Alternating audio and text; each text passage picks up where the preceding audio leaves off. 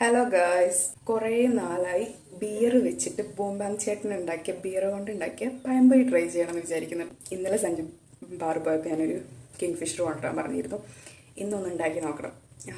അപ്പോൾ ബിയർ വെച്ചിട്ട് നമുക്കൊരു പഴംപൊരി ട്രൈ ചെയ്ത് നോക്കാം.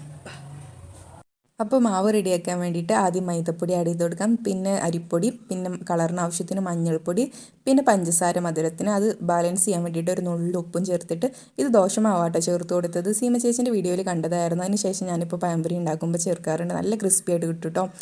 അപ്പോൾ ഇനിയൊന്ന് നിങ്ങളൊന്ന് ട്രൈ ചെയ്ത് നോക്കുന്നുണ്ട്. പിന്നെ ആവശ്യത്തിന് വെള്ളത്തിന് പകരം നമുക്ക് കുറച്ച് ബിയർ ആഡ് ചെയ്തിട്ട് ഒരുപാട് ലൂസാവാണ്ട് മിക്സ് ചെയ്തെടുത്തിട്ട്, ഞാനിവിടെ പഴം നടുക്ക് മുറിച്ചിട്ടാട്ടോ കട്ട് ചെയ്തെടുത്തത്. എന്നിട്ട് നമ്മൾ സാധാ പഴംപൊരി ചുട്ടെടുക്കുന്ന പോലെ മാവിൽ മുക്കിയിട്ട് ഓരോന്നോരോന്നായിട്ട് ഫ്രൈ ചെയ്തെടുക്കാം. എന്തായാലും സംഭവം അടിപൊളിയായിരുന്നു. എനിക്ക് സഞ്ജുവിന് ഇഷ്ടമായി. സഞ്ജു പറഞ്ഞത് സാധാ പഴംപൊരിനേക്കാളും എനിക്ക് ഇത് ഇഷ്ടമായിരുന്നു കേട്ടോ. അതിനേക്കാളും ടേസ്റ്റ് ഇതായിരുന്നു എന്നാണ് പറഞ്ഞത്. ചൂടോടെ കഴിച്ചപ്പോൾ ബിയറിൻ്റെ ടേസ്റ്റ് ഫീൽ ചെയ്തിരുന്നു കേട്ടോ. അപ്പോൾ ഒന്ന് ട്രൈ ചെയ്ത് നോക്കുക. Okay, by.